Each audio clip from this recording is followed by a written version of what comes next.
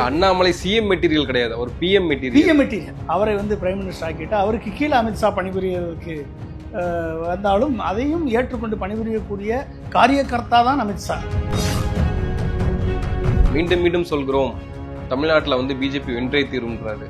15 நிமிஷத்தில் போய் அப்பாயின்மெண்ட் வாங்கி நீங்கள் பூக்கத்து கொடுத்து உங்களை பார்த்து முத்துல தட்டி விட்டு கண்ணடிச்சு தலையில் கை வச்சா உங்களுக்கு சகல புலகாங்கீதம் அடைந்துருவீங்களா? நீங்கள் தற்குறின்றீங்க, செல்லா காசுன்றாங்க, ஆடுன்றாங்க, மாடுன்றான், அணில்ன்றான், ஆமைன்றான். புரிஞ்சுட்டீங்களா? எவனுமே மனுஷனா இங்கே இல்லை. நான் சந்திக்கக்கூடிய பிரச்சனைகள்ல நீ ஒரு பிரச்சனை சந்திச்சிருவியான்னு ஸ்டாலினை பார்த்து கேட்கிறாருல. அத்தனை கவர்னர்களுக்கும் ஆப்படித்திருக்காரு ஆரான் ரவி. ஜெயலலிதாவே காப்பாற்ற முடியாத வக்கீல் தானே நீங்க வச்சிருந்தீங்க. தன்மானம் இருந்தா நீங்க என்ன ரிசைன் பண்ணிருக்க வேணாமா? ரிசைன் பண்ணிட்டு அடுத்த நாளே பொட்டியை தூக்கிட்டு போயிருக்கணுமா இல்லையா? அன்புமணி லாக் பண்ற வேலையே ராமதாஸ் செய்யறாரா? அன்புமணி எங்க அப்பா நான் சொல்றதை கேட்க மாட்டாரு, என்னையவே கட்சியை விட்டு செயல் தலைவர் ஆக்கிட்டாரு, என்னால ஒன்றும் செய்ய முடியாது, எனக்கு என்ன செய்ய இல்லைன்னு சொல்லி அன்புமணி பிஜேபிட்ட சரண்டர் ஆகி என்னை ஆளை விட்டுருங்கன்னு சொல்லி ஒதுக்கிடலாம்ல.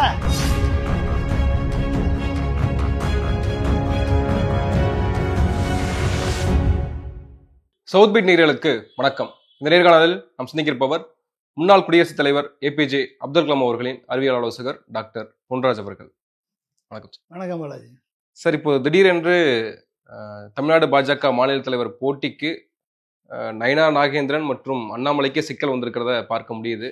இனிமேல் தலைமை முடிவு செய்யறதில்ல, போட்டி நடத்தி தான் அதில் வெற்றி பெறவங்க தான் தலைவர் பதவியை அலங்கரிக்க போறாங்க அப்படின்றத செய்தியை பார்க்கிறோம். நோட்டிஃபிகேஷனும் அறிக்கையும் வெளியிட்டுட்டாங்க. தேர்தல் அதெல்லாம் நடக்க இருக்கு, அமித்ஷா வர இருக்கு. எப்படி பார்க்குறீங்க இந்த சூழலை? இந்த தேர்தல் அறிவிக்கையை பார்த்தோன்னே தெரியுது, புதுசாக பிஜேபியில் இணைந்தவர்களுக்கு வாய்ப்பு இல்லை. 10 ஆண்டு காலம் பிஜேபியில் உறுப்பினராக இருந்தவர்கள், 3 பருவம் தொடர்ந்து இருந்தவர்களுக்கு தான் அந்த வாய்ப்புன்னு போட்டிருக்காங்க. 10 பொதுக்குழு உறுப்பினர்களது பரிந்துரையின் பேரில் மாநில தலைவர் ஆக முடியும்னு போட்டிருக்காங்க. அது நல்ல ஒரு ஆரோக்கியமான தேர்தல் தான்.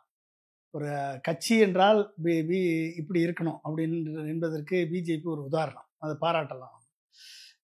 ஆனால் அவர்கள் எல்லா வகையிலையும் தமிழ்நாட்டை வென்றுவிடலாம் என்று முயற்சித்து பார்த்து தோல்வி அடைந்த பிறகு இப்பொழுது கட்சியில் இருக்கக்கூடிய உண்மையான கட்சி, அதாவது இந்துத்துவா கொள்கைகளை ஏற்று பிஜேபி கொள்கைகளை, ஆர்எஸ்எஸ் சித்தாந்தங்களை யார் மனதில் கொண்டிருக்கிறார்களோ அவர்களுக்கு வாய்ப்பு கொடுக்க வேண்டும் என்ற எண்ணத்தோடு இதை வடிவமைத்திருக்கிறார்கள் என்றுதான் தெரிகிறது. எனவே அவர்கள் எடுத்த முயற்சி அத்தனையும் தமிழிசை வைத்து 2 முறை முயன்றார்கள், தோல்வி.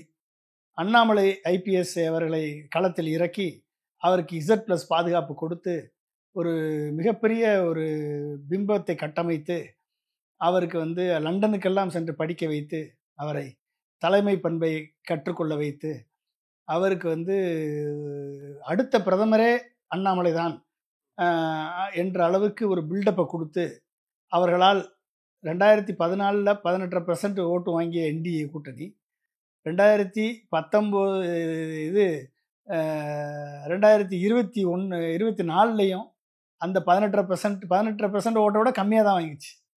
அப்போ அவர்களது ஒட்டுமொத்த ஆதரவு தளம், மோடிக்கு என்ற ஆதரவு தளம் தமிழகத்தில் இருக்கக்கூடிய ஒட்டுமொத்த ஆதரவு தளமே 18% தான்.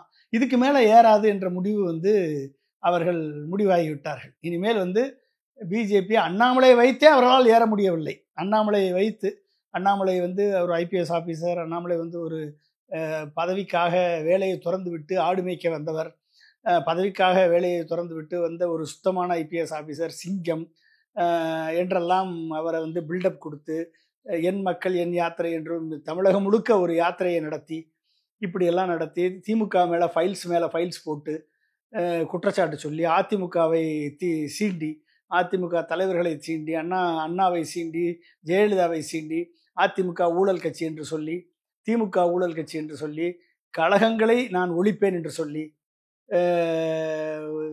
தமிழகத்திலே சின்ன ஒரு குழந்தை இறந்தால் கூட அதை மதக்கலவரமாக மாற்ற முயற்சி செய்து, இப்படியெல்லாம் பல்வேறு முயற்சிகளை செய்து பார்த்து கடைசியில் தோல்வி அண்ணாமலையால் முடியாது என்ற நிலைக்கு பிஜேபியினுடைய தலைமை மோடியும் அமித்ஷாவும் வந்துவிட்டார்கள் என்றுதான் இந்த அறிக்கை. அண்ணாமலை சிஎம் மெட்டீரியல் கிடையாது, ஒரு பிஎம் மெட்டீரியல். அவர் வந்து ஒரு PM material Annamalai, CM material கிடையாது. ஏன்னா அண்ணாமலை வந்து பிஎம் மெட்டீரியல் அப்படின்னா மோடிக்கு போட்டி. அப்போ மோடிக்கு போட்டியாக வருவரை மோடி எப்படி விரும்புவார், அமித்ஷா எப்படி விரும்புவார்? இவர்கள் வந்து ப்ரொஜெக்ட் பண்ணுறாங்க. ஒருவேளை மோடி 75 வயதில் ரிட்டையர்ட் ஆன உடனே அண்ணாமலையை பிரைம் மினிஸ்டராக்கனால ஆக்கலாம், வாய்ப்பு இருக்கிறது. ராஜ்யசபா எம்பியாக மாற்றி அவரை வந்து பிரைம் மினிஸ்டர் ஆக்கிட்டு அவருக்கு கீழே அமித்ஷா பணிபுரியறதுக்கு வந்தாலும் அதையும் ஏற்றுக்கொண்டு பணிபுரியக்கூடிய காரியகர்த்தா தான் அமித்ஷா. சரிங்களா? ஸோ அதனால் வந்து அந்த வாய்ப்பும் அண்ணாமலைக்கு இருக்கிறது. எனவே அண்ணாமலைக்கு அந்த வாய்ப்பு கிடைத்தால் உண்மையிலே நம்ம பாராட்டணும். அண்ணாமலை வந்து அந்த நிலைக்கு ஒரு தமிழன் உயர்கிறான் என்று சொல்லும்போது, ஏற்கனவே அமித்ஷா வேறு சொல்லியிருக்கார், ஒரு தமிழன் வந்து அடுத்த பிரதமர் ஆகுவதற்கு வாய்ப்பு இருக்கு என்று சொல்லியிருக்கிறார். எனவே அமித்ஷாவுக்கு ஒரு கரிசனம் கூட இருக்கலாம். அண்ணாமலையை வந்து அடுத்த மோடிக்கு பதிலாக ரீப்ளேஸ் பண்ணிவிட்டு அண்ணாமலையை வந்து பிரைம் மினிஸ்டர் ஆக்குவதற்கு ஒரு வாய்ப்பு இருந்தால் உண்மையிலேயே அமித்ஷாவை பாராட்டலாம், பிஜேபியை பாராட்டலாம். அண்ணாமலை பிரதமரானால் கச்சத்தீவு நமக்கு கிடைக்கும், நீட்டு விலக்கு கிடைக்கும், எல்லாமே கிடைக்கும். அந்த அளவுக்கு அண்ணாமலை வந்து தமிழகத்திற்கான அனைத்து நன்மைகளையும் செய்வார். ஏன்னா ஒரு சாதாரண மாநில கட்சி தலைவராக பிஜேபியினுடைய தமிழ்நாட்டு கிளை மேனேஜராக இருக்கும் பொழுது அவரால் எதுவுமே செய்ய முடியல. மேலே இருந்த உத்தரவு மட்டும்தான் இங்கே செயல்படுத்த முடிந்தது. தமிழகத்திற்காக அவரால் குரல் கொடுக்க முடியல, தமிழகத்திற்காக நிதி பெற்று தர முடியலை, தமிழகத்திற்காக நீட்டு விலக்கு பெற்று தர முடியலை. நீட்டு வந்து வேணுமென்று வடநாட்டுக்காரர்கள் சொன்னால் நீட்டு வேண்டும் என்று அண்ணாமலையும் அதை எக்கோ பண்ணார். சரிங்களா? மும்மொழி திட்டத்தை திணிக்க வேண்டும் என்று அமித்ஷா சொன்னால் மும்மொழி திட்டம் வேண்டும் என்று இங்கே எக்கோ பண்ணார் அண்ணாமலை.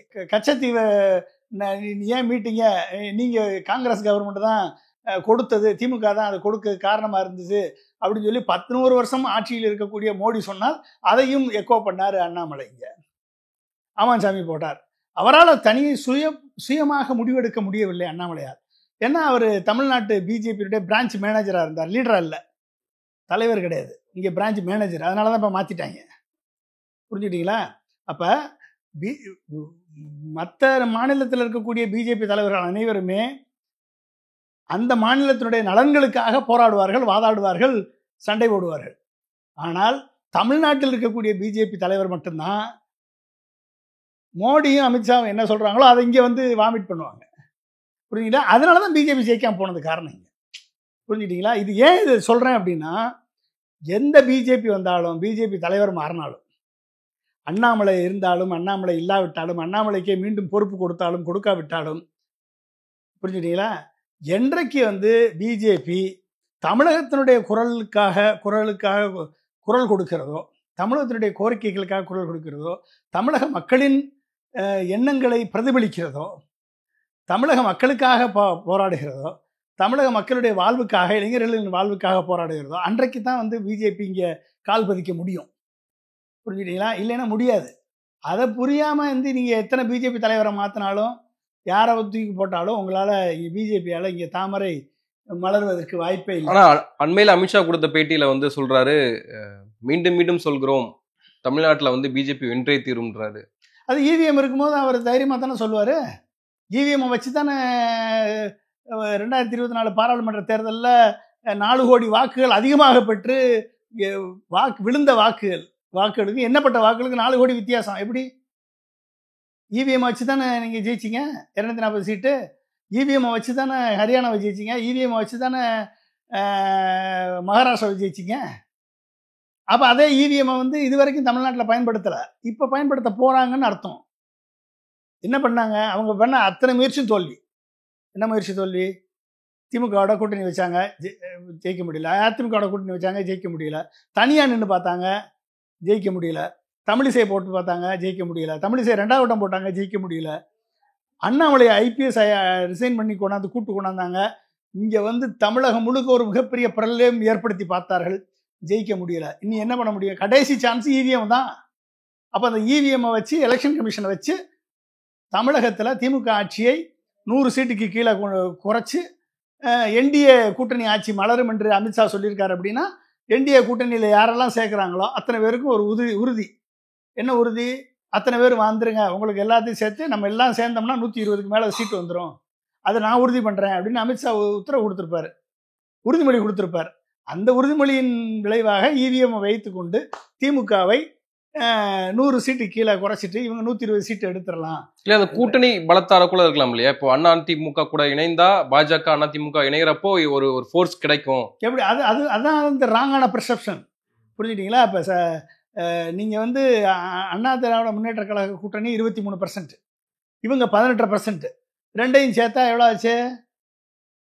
கிட்டத்தட்ட வந்து 42%ன்னு வச்சுக்கோங்களேன். 41%, 40 கிராஸ் பண்ணுது. 40 கிராஸ் பண்ணால் கண்டிப்பாக திமுகவை நம்ம ஜெயிச்சிடலாம்னு இவங்க நினைக்கிறாங்க. மக்கள் அப்படி ஓட்டு போட மாட்டாங்க. இது பிஜேபி என்டிஏ கூட்டணிக்கு விழுந்த ஓட்டு மோடி பிரதமர் ஆக வேண்டும் என்று விழுந்த ஓட்டு. ஏடிஎம்கேக்கு விழுந்த ஓட்டு மோடியை வேட்பாளராக நிறுத்தலை, ராகுல் காந்தியை வேட்பாளராக நிறுத்தலை, எடப்பாடி அதிமுகவை மட்டும் சொல்லி பிரதமர் வேட்பாளர் யாருன்னே சொல்லாமல் பிரச்சாரம் பண்ணி அதிமுகவை ஓட்டு போடுங்கன்னு சொல்லி ரெட்டலைக்காக விழுந்த ஓட்டு தான் அந்த 20% ஓட்டு, 23% ஓட்டு. புரிஞ்சுட்டீங்களா? இப்போ இவங்க ரெண்டு பேர்த்தையும் விட எடப்பாடி பவர்ஃபுல் தானே? பவர்ஃபுல் தான். எடப்பாடி தான் இரண்டாவது எதிர்கட்சி தலைவர், அவர் தான் பவர்ஃபுல். பட் ஆனால் அவரது பலம் அவருக்கு தெரியல. அவரது பலம் அவருக்கு தெரியல. அவர் எங்கே வந்து தலைவனாக நடக்கணும், எங்கே வந்து அண்ணா திராவிட முன்னேற்ற கழக தலைவனாக நடக்கணும்னு அவருக்கு தெரியல. அதான் பிரச்சனை அவருக்கு. அதனால தான் இன்னைக்கு வந்து பிஜேபியினுடைய அமித்ஷாவை போய் சந்திக்கிறார் அவர்.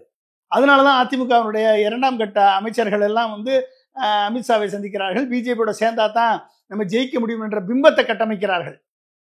இப்போ நீங்கள் வந்து சையது துரைசாமி சார் வந்து உண்மையிலேயே எம்ஜிஆரோடது மிகப்பெரிய பக்தர், தீவிரமான பக்தர், ஒரு நேர்மையான தலைவர். ஒரு எம்ஜிஆர் காலத்திலிருந்து ஒரு நேர்மையான உழைக்கக்கூடிய ஒரு தலைவர். எம்ஜிஆர் சித்தாந்தங்களை மனதில் கொண்டு அவர் கொடுத்த பணியை நேர்மையாக செஞ்ச தலைவர்.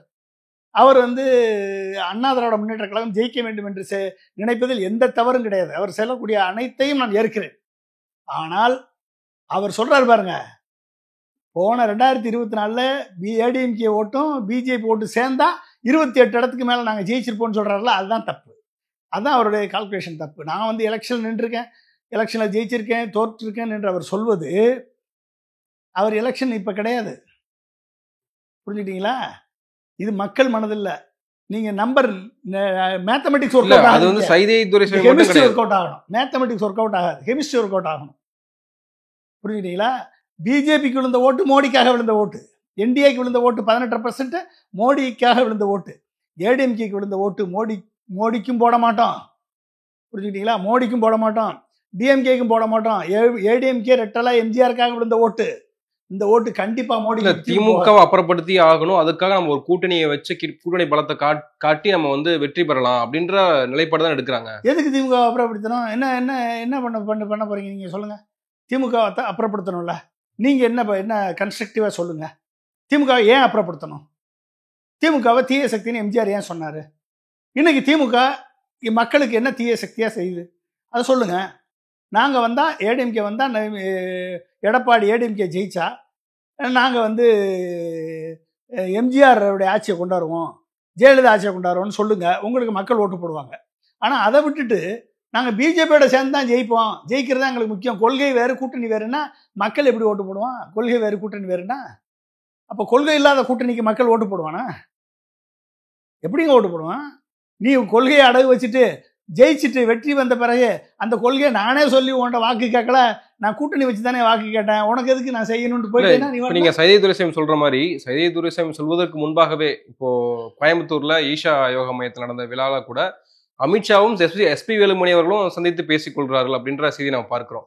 அப்போ எடப்பாடியை தாண்டி மற்ற 2ஆம் கட்ட தலைவர்களே வந்து நேரடியாக அமித்ஷாவோட தொடர்புல இருக்காங்க, பாஜகவோட தொடர்புல இருக்காங்க அப்படின்றப்போ அது இயல்பாகவே நடந்துடும் இல்லையா? அது இல்லை, அதுதான் எனக்கு புரியல. ஏன் ஜெயலலிதா துரைசாமி இது சொல்லிட்டு இருக்காருன்னு. எல்லாம் ஆல்ரெடி வந்து வேலுமணி அவர்கள் ஈசா யோகாவுடைய அவர் பேர் என்ன, ஜக்கி வாசுதேவோட தொடர்புல இருக்காரு, அமித்ஷாவோட தொடர்புல இருக்காரு, அமித்ஷாவை சந்திச்சு பேசியிருக்காரு.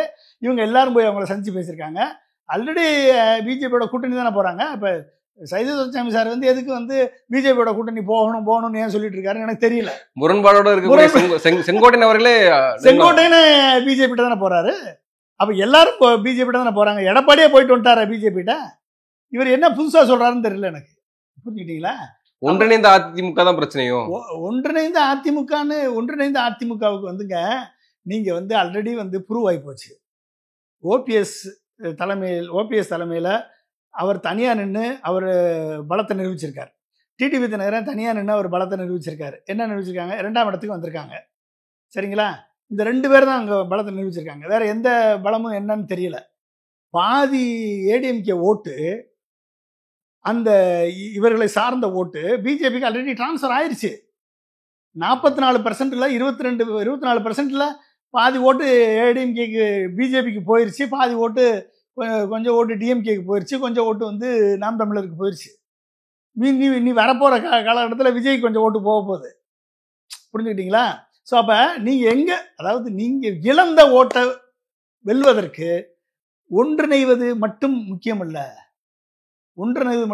இல்லை. மக்களுக்கு இவர்கள் வந்தால் இவர்கள் நம்பிக்கைக்குரியவர்கள் என்ற கிரெடிபிலிட்டி வேணும். இவர்கள் நம்பிக்கைக்குரியவர்கள், இவர்களை நம்பி வாக்களிக்கலாம் என்ற கிரெடிபிலிட்டியை கொடுக்கணும் எடப்பாடி. அந்த கிரெடிபிலிட்டி தான் இன்னைக்கு அங்கே பஞ்சமே ஒழிய கூட்டணி பஞ்சம் அல்ல. அது இல்லாமல் ஜெயிக்க முடியும். அடிங்கால எப்போ ஜெயிக்க முடியும்? எப்படி ஜெயிக்க முடியும்? பிஜேபி தனிமைப்படுத்தி பாமகவையும் தமாகவையும் மற்ற கட்சிகளெல்லாம் உங்களால் இழுக்க முடியாதா? ஆனா எடப்பாடி கேட்கிறாரு, நான் சந்திக்கக்கூடிய பிரச்சனைகள்ல நீ ஒரு பிரச்சனை சந்திச்சிருவியான்னு ஸ்டாலினை பார்த்து கேட்கிறாருல. என்ன செஞ்சிட்டாரு? பழைய உட்கட்சி பிரச்சனைகளை சந்திக்கிறாரு, பிஜேபி நெருக்கடியை சந்திக்கிறாரு. இப்படி பல நெருக்கடி அவருக்கும் இருக்கு இல்லையா? என்ன இதெல்லாம் ஒரு நெருக்கடியாங்க? இதெல்லாம் ஒரு நெருக்கடியா?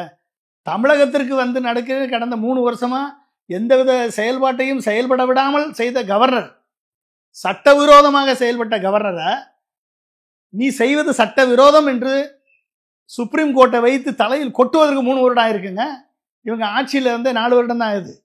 இந்த 4 வருடத்தில் 3 வருடம் இவங்க சட்ட போராட்டம் போராடி தலையில் கொட்டுறதுக்கு 3 வருடம் ஆயிருக்கு. 3 வருடம் ஆகி இன்றைக்கு சுப்ரீம் கோர்ட் வந்து தீர்ப்பு கொடுத்துருக்கு. 10 பில்களை வித்ஹோல்டு பண்ணுறதுக்கு உனக்கு எந்த விதமான ரைட்டும் கிடையாது.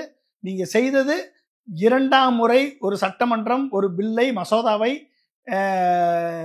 பாஸ் பண்ணி அனுப்புனா அக்செப்ட் பண்ணுறதை தவிர வேறு ஆப்ஷனே கிடையாது என்று சொல்லி உச்சநீதிமன்றம் தலையில் குட்டியிருக்கு. நீ எப்படி பிரசிடென்ட்டுக்கு அனுப்பலாம் அந்த பில்லை? இது சட்டவிரோதம், இது இல்லீகல். உனக்கு you have scanned respect for constitution.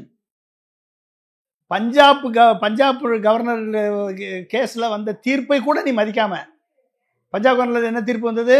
2ஆம் முறை இப்போ சட்டமன்றம் தீர்மானம் நிறைவேற்றி அனுப்பினால் அதை அக்செப்ட் பண்ணுறத தவிர வேறு வழி இல்லைன்னு சொல்லி பஞ்சாப் நீதிமன்ற தீர்ப்பு சொல்லியிருக்கு. அதை கூட மதிக்காமல் நீங்கள் வந்து 2ஆம் முறை தீர்மானத்தை நிறைவேற்றி அனுப்பிய தமிழக சட்டமன்றத்தை அவமதித்து இங்கேருந்து பிரசிடென்ட்டுக்கு ரெஃபர் பண்ணால் என்ன அர்த்தம்? பிரசிடென்ட்டுக்கு எப்போ ரெஃபர் பண்ண முடியும்? அப்போ எல்லா பிள்ளையும் நீ ஃபர்ஸ்ட் இன்ஸ்டன்ஸ்லேயே பிரசிடென்ட்டுக்கு ரெஃபர் பண்ணிடுவீங்களா? அப்படி எல்லா பிள்ளையும் அனுப்ப முடியாது. மணி பிள்ளையை அவங்களை அனுப்ப முடியாது, எல்லா பிள்ளையும் அவங்களை அனுப்ப முடியாது. எனி ஏதாவது பில்லு சென்ட்ரல் கவர்மெண்ட்டுடைய சட்டத்தோட முரண்பாடாக இருக்குது என்று தெரிந்தால் மட்டும்தான் பிரசிடென்ட் ரெஃபரன்ஸ்க்கு அனுப்பணும். ஏதாவது ஒரு பில்லு ஹைகோர்ட்டையோ சுப்ரீம் கோர்ட்டையோ வயலேட் பண்ணுற மாதிரி இருந்துச்சுன்னா அந்த பில்லை வந்து பிரசிடென்ட் ரெஃபரல் அனுப்பலாம். இல்லை ஏதாவது ஒரு பில்லு நேஷனல் இம்பார்ட்டன்ஸு, நேஷனல் செக்யூரிட்டிக்கு, நேஷனல் இன்டெகிரிட்டிக்கு விரோதமாக இருக்கிறது, சட்டமன்றத்தினுடைய பில்லு, இது 3 வகையில் இருந்தால் மட்டும்தான் பிரசிடென்ட்டுக்கு அனுப்ப முடியும். எல்லா பிள்ளையும் அனுப்ப முடியாது ஃபர்ஸ்ட் இன்ஸ்டன்ஸில். புரிஞ்சுக்கிட்டீங்களா? அப்போ நீ எல்லா பிள்ளையும் நீ வந்து பிரசிடென்ட்டுக்கு ஃபர்ஸ்ட் இன்ஸ்டன்ஸ் அனுப்ப முடியாதுன்னு என்ன பண்ணணும்? திருப்பி தான் அனுப்பணும். திருப்பி அனுப்புனா இப்போ மண்டையில் கொட்டியிருக்கா, நீ 1 மாதத்துக்குள்ளே சைன் பண்ணணும். அக்செப்டன்ஸ்னா நீ ரீகன்சிடர் பண்ணணும்னு சொல்லி அனுப்புனேன்னா 3 மாதம் எடுத்துக்கலாம். அந்த பில்லை திரும்பி அனுப்புனா, சட்டமன்றம் ரீகன்சிடர் பண்ணி அனுப்புனா ஒரே மாதத்தில் நீ அப்ரூவல் கொடுத்தாகணும். இன்னைக்கு மண்டையில் கொட்டி உத்தரவு போட்டுச்சா இல்லையா? இந்த போராட்டத்தை போராடி வாங்கியது யாரு? திமுக தானே, திராவிட முன்னேற்ற கழக அரசு தானே, திரு மு.க. ஸ்டாலின் அவர்கள் தலைமையிலான அரசு தானே, திரு வில்சன் தானே போராடி இத்தனை டாப் கிளாஸ் வழக்கறிஞர்களை வைத்து வாதாடி அந்த வெற்றியை பெற்று தந்திருக்கிறார். இதை நீ செஞ்சிருப்பீங்களா? ஜெயலலிதா செஞ்சிருப்பாங்க, ஜெயலலிதா செஞ்சாங்க. எடப்பாடி இது வரைக்கும் ஒரு கேஸ் சொல்லுங்க, ஏதாவது ஒரு கேஸில் இப்படி வாதாடி ஜெயிச்சிருக்காரான்னு சொல்லுங்க. நாளைக்கு தமிழகத்தினுடைய நலன்களை, கொள்கை வேறு கூட்டணி வேறுன்னு சொல்லக்கூடிய எடப்பாடி நாளைக்கு தமிழகத்தினுடைய நலன்களை பலி கொடுக்க வேண்டும் என்று துடிக்கிறது பிஜேபி. எதற்கு? ஒட்டுமொத்த இந்தியாவிலும் ஒரே குரல், உரிமை குரல் ஒலிக்கிறது என்று சொன்னால் அது தமிழகத்திலிருந்து மட்டும்தான் ஒலிக்கிறது. மத்திய மாநில அரசுகளின் ஃபெடரல் கோஆபரேட்டிவ் ஃபெடரலிசத்திற்காக ஒலிக்கக்கூடிய உரிமை குரல் தமிழகத்திலிருந்து மட்டும் ஒலிக்கிறது. மாநில சுயாட்சிக்கான உரிமை குரல் தமிழகத்திலிருந்து மட்டும் ஒலிக்கிறது. மத்திய மாநில அரசுகளின் உறவுகளை ஒழுங்காக பேணுகிறது தமிழக அரசு. எனக்கு கூட சில நேரம் கோபம் வந்து நான் பேசியிருக்கேன். ஆனால் தமிழக முதல்வர் அவர்கள் என்னது ரொம்ப ரொம்ப பொறுமையை கடைப்பிடித்து கவர்னருக்கு ரெஸ்பெக்ட் கொடுத்து கடைசி வரைக்கும் ரெஸ்பெக்ட் கொடுத்து சட்ட போராட்டம் போராடி வென்றிருக்கிறார். இன்னைக்கு ஒட்டுமொத்த இந்தியாவும் அதை பாராட்டுகிறது. ஒட்டுமொத்த அத்தனை கவர்னர்களுக்கும் ஆப்படித்திருக்கிறார் ஆர்.என். ரவி. ஆர்.என். ரவியினுடைய செயல் ஒட்டுமொத்த இந்தியாவில் இருக்கக்கூடிய அனைத்து கவர்னர்களுக்கும் ஆப்படித்திருக்கிறார். அப்ப ஆர்.என். ரவி ஆடாத ஆட்டமா இங்க கவர்னர் ஆபீஸ? ஒரு கான்ஸ்டிடியூஷனல் அத்தாரிட்டி, கான்ஸ்டிடியூஷனல் வேலிடிட்டி. அவரை ராஜினாமா செய்யணும்னு பல இடங்கள்ல இருந்து கண்டனங்கள் வலுக்கிறதையும் பார்க்க முடியுது. இப்போ என்ராம் கூட வந்து தன்மானம் இருந்தா நீங்க என்னால பதவியை விட்டு விலகி போயிருக்கணும், ஆனா இன்னும் அங்கேயே இருக்கீங்களே அப்படின்லாம் கேட்குறாங்க. நீங்க வந்துங்க தன்மானம் இருக்கவனுக்கு முதல்ல சுயமரியாதை இருக்கும். சுயமரியாதை இருக்கவனுக்கு தான் தன்மானம் வரும். சுயமரியாதை எவனுக்கு இருக்கோ அவனுக்கு தன்மானம் வரும். நீங்க வந்து ஆர்.என். ரவி என்ன கொள்கையோட இருப்பவர்? சுயமரியாதை பேசக்கூடியவர் அவரு, பகுத்தறிவு சித்தாந்தம் கொண்டவர் அவரு. பகுத்தறிவாளனுக்கும் சுயமரியாதைக்காரனுக்கும் தான் தன்மானம் வரும். ஆர்.என். ரவி யாரு? பகுத்தறிவாளரா? சுயமரியாதைக்காரரா? இல்லை மானம் ரோசம் உள்ளவரா? அவருக்கு எப்படி தடித்த தோல், தடிமனான தோலை கொண்டவருக்கு எப்படி சுயமரியாதை வரும்? எப்படி ரிசைன் பண்ணியிருப்பாரு? இன்னும் ரிசைன் பண்ணிருக்க வேணாமா? ரிசைன் பண்ணிட்டு அடுத்த நாளே பொட்டியை தூக்கிட்டு போயிருக்கணுமா இல்லையா? அப்ப அந்த உணர்வுலாம் அவங்களுக்கு கிடையாது. You can't expect self respect from a person like R N. Ravi. அவர் எதை பேசுறாரு? சனாதனத்தை பேசுறாரு, வள்ளுவருக்கு காவி உடை அடிக்கிறாரு, தமிழ்நாட்டை தமிழகம்னு மாத்துறாரு, திராவிட சித்தாந்தமே தவறுன்னு பின் பண்ணி வச்சிருக்காரு. அவர் வந்து அங்க வந்து அறிவிக்கப்படாத பிஜேபியினுடைய தலைவராக செயல்பட்டவர் தான் ஆர்.என். ரவி. தமிழ்நாட்டினுடைய அறிவிக்கப்படாத தலைவர் இன்றைக்கு அவமானப்பட்டு, இன்றைக்கு சுப்ரீம் கோர்ட்டால் கொட்டப்பட்டு, கவர்னர்னாலே இப்படி ஒரு பிறவி இருந்தது, இப்படி ஒரு மனிதர் இருந்தார் என்று வரலாறு சொல்லக்கூடிய அளவிற்கு கவர்னருக்கு எப்படி பொம்மை கேஸ் இன்னைக்கு உலகம், இன்னைக்கு இந்தியா முழுக்க ரெஃபர் பண்றாங்களோ அதே மாதிரி ஆர்.என். ரவி கவர்னர் என்றால் கவர்னருக்குரிய ஒட்டுமொத்த மரியாதையும் காலி செய்த ஒரே ஐபிஎஸ் ஆபீசர் ஆர்.என். ரவி தான் என்ற நேமை பெற்றுத்தந்தவர் ஆர்.என். ரவி. சரிங்களா? அப்ப இந்த மாதிரி இன்றைக்கு வந்து இந்த மாதிரி மாநில சுயாட்சிக்காக, ஃபெடரலிசத்துக்காக சட்ட போராட்டம் போராடி வெல்லக்கூடிய நிலையில் இன்றைக்கு திமுக இருக்கிறது. திமுக எடுத்த வக்கீல், திமுக எடுத்த சட்ட போராட்டம் வென்றிருக்கிறது. ஜெயலலிதாவே காப்பாற்ற முடியாத வக்கீல் தானே நீங்க வச்சிருந்தீங்க. ஜெயலலிதாவே காப்பாற்ற முடியாத வக்கீல் தானே நீங்க வச்சிருந்தீங்க. அப்புறம் என்ன சொல்றீங்க நீங்க? ஏடிஎம்கே எப்படி தமிழகத்தை காப்பாத்துவீங்க? எப்படி தமிழகத்தை காப்பாத்துவீங்க? உங்களை எப்படி நம்பி கொடுக்கறது? ஆனா அதிமுகவிடம் வந்து பெரிய கொண்டாட்டம் இந்த தீர்ப்புக்கு ஆதரவு வந்து அவங்களுக்கு அதை பத்தி ஸ்கேன் ரெஸ்பெக்ட். மீன்வள கல்லூரிக்கு ஜெயலலிதா அம்மையார் ஜெயலலிதாவுடைய பெயரும் வைக்கிறதா அது கூட தெரியாம இருக்காங்க. மீன்வள கல்லூரிக்கு அவங்களோட செல்வி ஜெயலலிதா அவர்களது பெயரை வைப்பதற்கு ஒரு மசோதா நிறைவேற்றிருக்காங்கல்ல, அதை கூட ஆதரவு தெரிவிக்கக்கூடிய நிலையில் தான் இருக்கிறார் எதிர்கட்சி தலைவராக இருக்கக்கூடிய எடப்பாடி பழனிசாமி அவர்கள். அப்ப இவர்கள் எந்த அளவுக்கு வந்து தமிழகத்தினுடைய உரிமைகளுக்காக போராடுவார்கள்? ஏன்னா கொள்கை வேறு கூட்டணி வேறுன்னு சொல்றவங்களுக்கு எப்படி இந்த கொள்கையை காப்பாற்றுவதற்கு போராடுவாங்க? மாநில சுயாட்சி கொள்கையை வென்றெடுக்க எப்படி போராடுவாங்க? நாளைக்கு மும்மொழி திட்டத்தை வந்து ஓகே ஸ்ரீ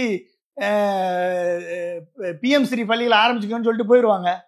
அவன் நேரடியாக கொண்டாந்து சமஸ்கிருதத்தை திணிச்சு நேஷனல் எஜுகேஷன் பாலிசியை இம்ப்ளிமெண்ட் பண்ணி தமிழகம் முழுக்க சமஸ்கிருத கல்வியாக மாற்றிட்டு போயிடுவான். நாளைக்கு ஓப்பன் பண்ணி விட்டுருவாங்கல்ல கேட்டா, இவங்ககிட்ட நம்பி கொடுத்தீங்கன்னா ஆட்சியை. ஏன்னா கொள்கை வேறு கூட்டணி வேறு இல்லை.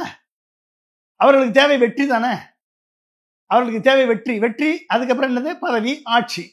அப்போ பதவியும் ஆட்சியும் வெற்றியும் வந்தால் கோடிக்கணக்கில் ஊழல் பண்ணலாம், கரப்ஷன் பண்ணலாம், கான்ட்ராக்ட் எடுக்கலாம், பாலம் கட்டலாம், பிரிட்ஜ் கட்டலாம், கட்டடம் கட்டலாம். இது மட்டும்தான் உங்களுக்கு ஆட்சியா? இதுதான் எம்ஜிஆர் கொடுத்த ஆட்சியா? இதுதான் ஜெயலலிதா கொடுத்த ஆட்சியா? ஊழல் இல்லாத கட்சி எதுவும் கிடையாது. திமுக உட்பட, அதிமுக உட்பட, பிஜேபி, காங்கிரஸ் எல்லாரும் ஊழல் கட்சிகள் தான். அது நான் சொல்ல வரல.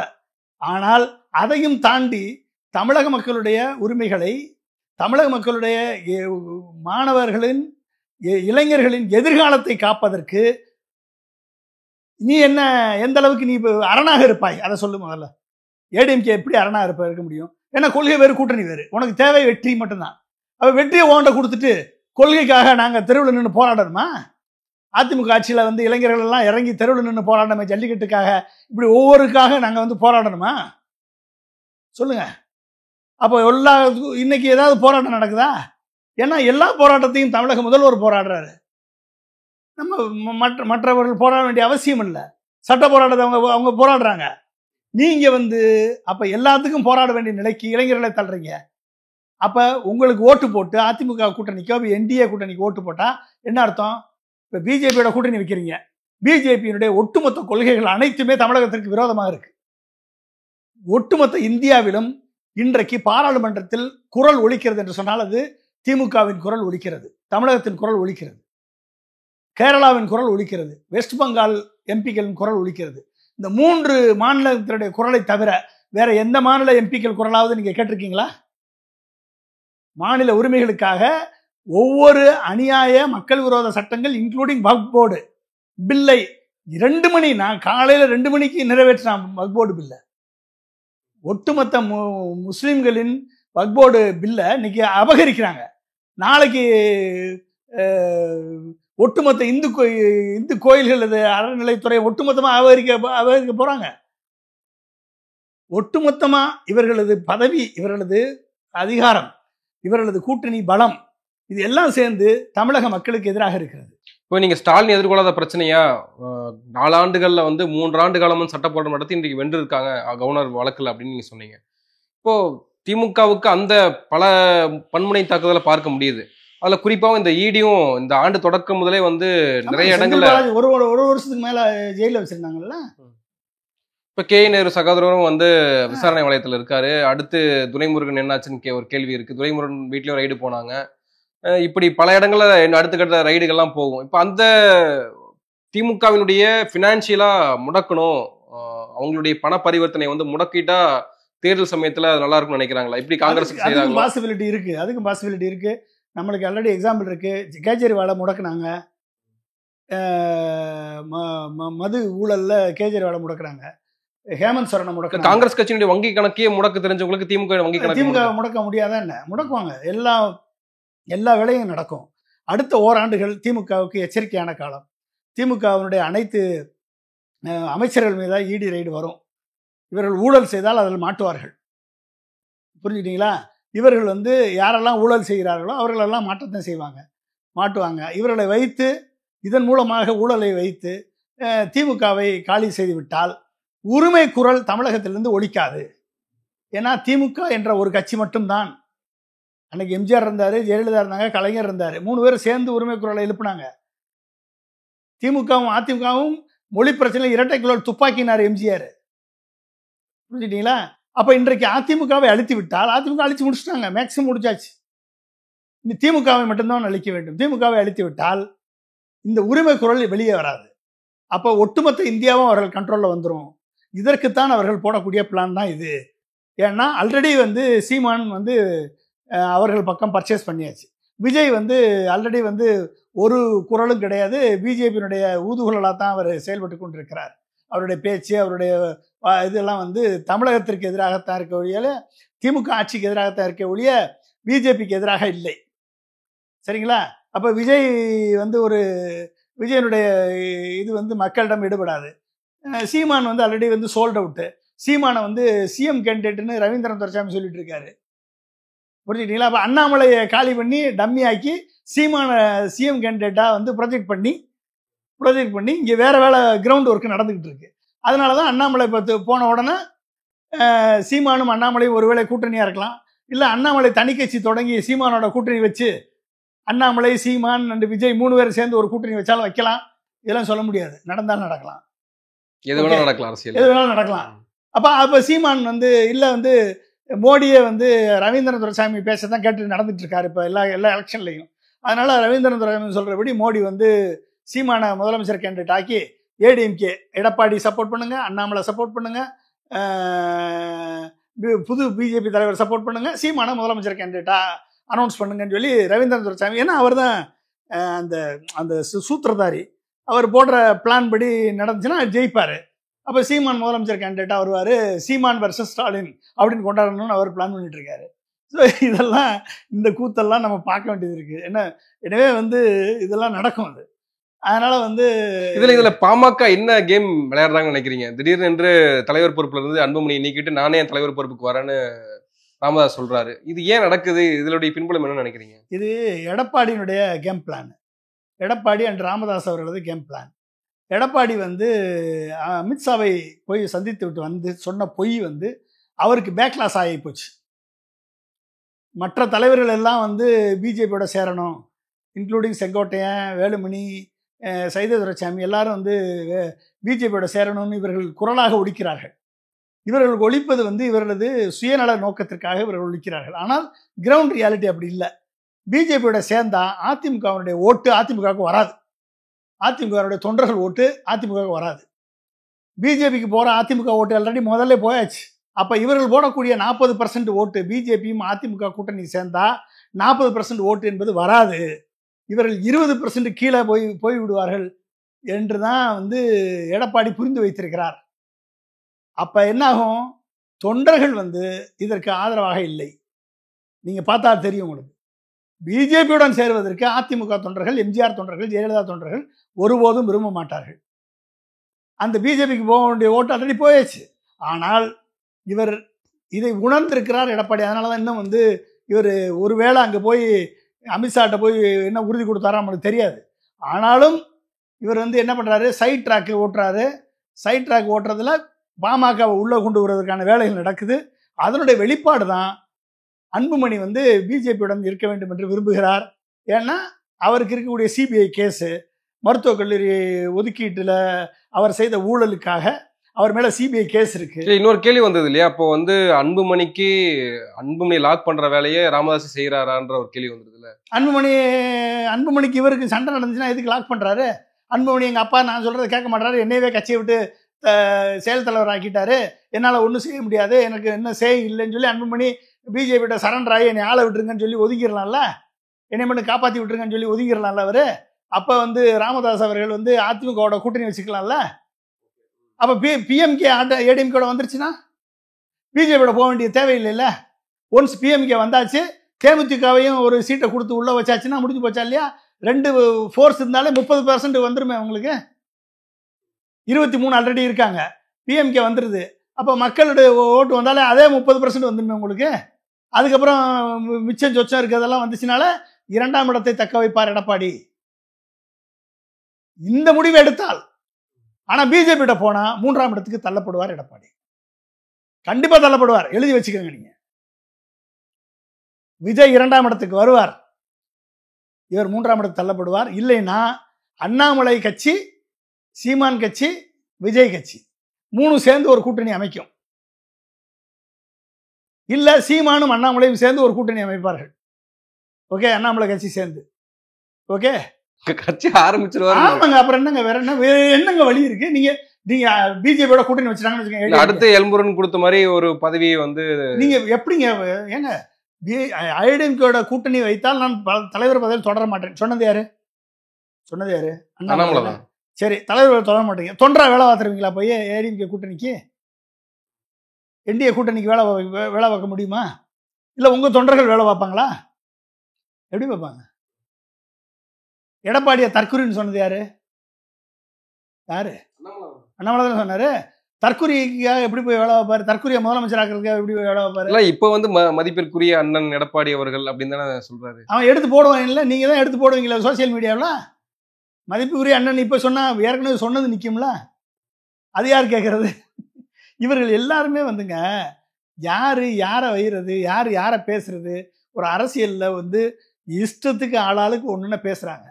மரியாதைக்குரியன்னு சொல்லிட்டு அவங்களுக்கு கண்டபடி பேசுகிறாங்க. அதுக்கு பேரை சொல்லிட்டே பேசிடலாம் நம்மள மாதிரி. நீங்கள் எதுக்கு தற்குறின்றீங்க? செல்லா காசுன்றாங்க, ஆடுன்றாங்க, மாடுன்றான், அணில்ன்றான், ஆமைன்றான். புரிஞ்சுட்டீங்களா? எவனுமே மனுஷனா இங்கே இல்லை, ஒருத்தனும் மனுஷனா கிடையாது. ப்ராப்ளம் என்ன தெரியுமா? ஏடிஎம்கேக்கு நல்லா புரிஞ்சுக்கோங்க. எம்ஜிஆர் இருக்க வரைக்கும் எம்ஜிஆரை சுற்றி இருந்தவர்கள் அனைவருமே தலைவர்கள், திராவிட தலைவர்கள், திராவிட முன்னேற்ற கழகத்திலிருந்து வந்த தலைவர்கள். எம்ஜிஆர் அவர்களை தலைவராக உருவாக்கினார். ஆனால் ஜெயலலிதா அவர்கள் வந்த பிறகு அனைவருமே வந்து 0, ஜெயலலிதா தான் 1. அப்போ இந்த ஜீரோக்கள் வந்து 1 சொல்றதை கேட்டு காலில் விழுந்தவர்கள் தான் இவர்கள் அனைவருமே, அமைச்சர்கள் அனைவருமே. ஜெயலலிதா அம்மா சொன்னதை கேட்டு காலில் விழுந்தவர்கள் தான் இவர்கள் அனைவருமே. அவர்கள் என்ன சொல்றாங்களோ அந்த கட்டளையை செயல்படுத்துவார்கள், செயல்படுத்தக்கூடிய வீரர்கள். ஜெயலலிதா அம்மா இறந்த பிறகு சசிகலா அம்மா வந்தாங்க. சசிகலா அம்மா என்ன சொல்றாங்களோ ஜெயலலிதா படத்தை தூக்கி போட்டு சசிகலா படத்தை வச்சுக்கிட்டு காலில் விழுந்தாங்க. எல்லாரும் வரிசையாக விழுந்தாங்களா இல்லையா? எல்லாரும் விழுந்து. யாராவது ஒரு ஆள் விழுகாத ஆள் சொல்லுங்க பார்ப்போம். இப்ப இருக்க தலைவர்கள் ஒரு ஆளு சசிகலா அம்மா, எடப்பாடி மட்டும் தான் ஹைலைட் பண்றாங்க. எல்லாருமே விழுந்தாங்க. எல்லாரும் விழுந்தாங்கல்ல, எல்லாரும் காலில் போய் விழுந்தாங்கல்ல, சசிகலா அம்மா காலில் போய் விழுந்தாங்கல்ல. சசிகலா அம்மா ஜெயிலுக்கு போன உடனே அப்படியே சசிகலா அம்மா படத்தை தூக்கி போட்டு எடப்பாடி படத்தை வச்சாங்களா இல்லையா? வச்சாங்களா இல்லையா? அதான் அரசியல், அதான் அரசியல். அப்ப வச்சுட்டாங்க. இப்ப என்ன பிரச்சனைன்னா, இவர்கள் வந்து கமாண்ட் மேல இருந்து உத்தரவு வந்தே பழக்கப்பட்டவர்கள். மேல இருந்து யாராவது ஒருத்தர் சொல்லணும். அவங்களுக்கு என்ன இருக்கணும்? பதவி இருக்கணும், பணம் இருக்கணும், செல்வாக்கு இருக்கணும். இந்த 3 இருக்கணும். அப்படி இருக்கவங்க தான் இவங்களுக்கு தலைவராக இருக்க முடியும். யார்? ஏடிஎம்கே தலைவரா? இப்ப அதுக்கு மேல யார் இருக்கா? சசிகலா இல்லை, ஜெயலலிதா இல்லை. மேல யார் இருக்கா? மேல இருந்தது மோடியும் அமித்ஷாவும். பதவி இருந்தது அவங்ககிட்ட, பணம் இருந்தது அவங்ககிட்ட, அதிகாரம் இருந்தது அவங்ககிட்ட. இப்ப இன்னைக்கு வரைக்கும் அவங்க காலில் போய் எடுத்துக்கிட்டு இருக்காங்க. இதுதான் புரிஞ்சு நடக்குது. அப்ப பிரச்சனை என்னன்னா, அடிமைகளிடம் எப்படி மக்கள் ஆட்சி பொறுப்பை ஒப்படைப்பார்கள்? இந்த கேள்விக்கு பதில் இருக்கா? அடிமைகளிடம் எப்படி மக்கள் ஆட்சி பொறுப்பை ஒப்படைப்பார்கள்? உனக்கென்று முடிவெடுக்கக்கூடிய சுயமான சக்தி இருக்கிறதா? அவன் தான் என் தலைவன். எதிர்பார்ப்பானா? பார்க்க மாட்டானா? என் நலனை காப்பதற்கு நீ உழைப்பியா? உழைக்க மாட்டியா? எதிர்பார்ப்பனா? இருக்க மாட்டானா? மத்திய அரசு கொண்டு வரக்கூடிய அனைத்து மக்கள் விரோத சட்டங்களையும் எதிர்த்து போராடக்கூடிய வல்லமை இருக்கக்கூடிய தலைவனா நீ? கேள்வி கேட்கறதுக்கு பதில் இருக்கா உன்கிட்ட? ஏடிஎம் கேட்ட சொல்லுங்க. மும்மொழி திட்டத்தை எதிர்த்து போராடக்கூடிய வலிமை உன்கிட்ட இருக்கா? கவர்னர் அன்னைக்கு வந்து பன்வாரிலால் புரோஹித் வந்து ரெவியூ மீட்டிங் ஊர் ஊரா போனாரு. எதிர்க்கக்கூடிய வல்லமை உன்கிட்ட இருந்துச்சா? எடப்பாடிட்ட இருந்துச்சா? எடப்பாடிட்ட இருந்துச்சா? யார் எதிர்த்து போராடினது? திமுக எதிர்த்து போராடியது கவர்னர் மாளிகையை நோக்கி ரெவியூ மீட்டிங்காக. அப்ப திமுக என்ன பண்ணுது? எதிர்கட்சியா இருந்தாலும் போராடக்கூடிய வல்லமை கொண்டவர்கள் திமுக. அவங்க மேல 1008 கம்ப்ளைண்ட் இருக்கு, ஊழல் குற்றச்சாட்டு இருக்கு, ரவுடிசம் இருக்கு, என்னென்னமோ இருக்குன்னு வச்சுக்கோங்க, இருந்துட்டு போகுது. ஆனால் ஒட்டுமொத்த மக்களின் நலன் என்று வரும் பொழுது உரிமை குரல் கொடுப்பது திமுக தானே. எம்ஜிஆர் கொடுத்த உரிமை குரலையும் ஜெயலலிதா அவர்கள் கொடுத்த உரிமை குரலையும் எடப்பாடியால் கொடுக்க முடிந்ததா? இந்த கேள்விக்கு பதில் இருக்கா? ஏன் கொடுக்க முடியல? இன்னமும் உங்களுக்கு அந்த வாய்ப்பு இருக்க. இன்னமும் அந்த உரிமை குரலை கொடுக்காம யாராவது வரமாட்டாங்களா? அமித்ஷா வரமாட்டாரா? அமித்ஷா அப்பாயின்மெண்ட் தர மாட்டாரா? மோடி ராமேஸ்வரம் வரும்போது 15 நிமிஷத்துல போய் அப்பாயின்மெண்ட் வாங்கிட மாட்டோமா? கேட்டமா இல்லையா?